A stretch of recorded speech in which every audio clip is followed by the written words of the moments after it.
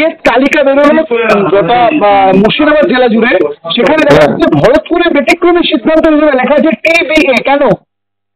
সেটা আমি বলতে পারবো না দাদা, এটা রাজ্য নেতৃত্বকে জিজ্ঞেস করেন।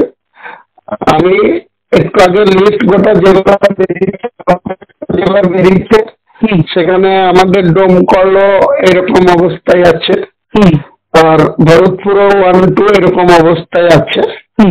বাকি সব জায়গাতেই ডিক্লেয়ার হয়েছে। ওটা আর কি মানে আর কেন ওটা করে রেখেছে আমি এই মুহূর্তে এই নিয়ে কোনো প্রতিক্রিয়াও দেব না। তবে এইটুকু বলা যেতে পারে, আমাদের যে অভিজ্ঞতা, সেই অভিজ্ঞতা থেকে যেহেতু 2জন সভাপতি চেঞ্জ করতে চেয়েছিল, সেটা নিশ্চয়ই চেঞ্জ হয়ে গিয়েছে। কারণ তাহলে তাদের জেনারেল, দেখুন যে কমিটি ডিক্লেয়ার হয়েছে তাতে জেলা কমিটিতে তাদের জেনারেল সেক্রেটারি হিসাবে নাম চলে এসছে তাদের, ওই নজরুল ইসলাম তাজ্জাল এবং মোস্তাফিজুর রহমান সুমন, দুজনেরই দেখুন যে লিস্ট বেরিয়েছে তাতে জেনারেল সেক্রেটারি হিসেবে নাম আছে।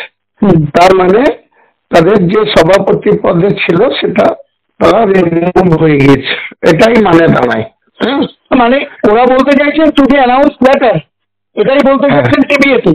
এই জায়গাটাই ডোমকলের ক্ষেত্রে একটা ধরে নেওয়া যেতে পারে, যেহেতু বিধায়ক সদ্য প্রয়াত হয়েছেন, তার একটা মতামতের একটা গুরুত্ব ছিল, সেই কারণে বলতে পারে ডোমকল এবং ডোমকল টাউনের ক্ষেত্রে। কিন্তু ভরতপুরের বিধায়কের আছেন, বিধায়ক দিক দিয়ে যদি বলেন তাহলে আরো অন্য বিস্তারিত ভাবে দেখতে গেলে বহরমপুরে কোর কমিটি হয়েছে, লালগোলাতেও কোর কমিটি হয়েছে, আরো কোথাও একটা কোর কমিটি হয়েছে।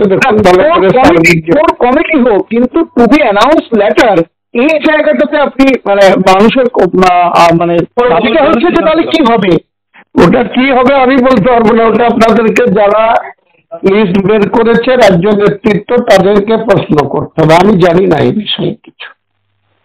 আমি এই বিষয়ে কোনো মন্তব্য করব না, আমি এই বিষয়ে কোনো কিছু আমার নলেজে নেই।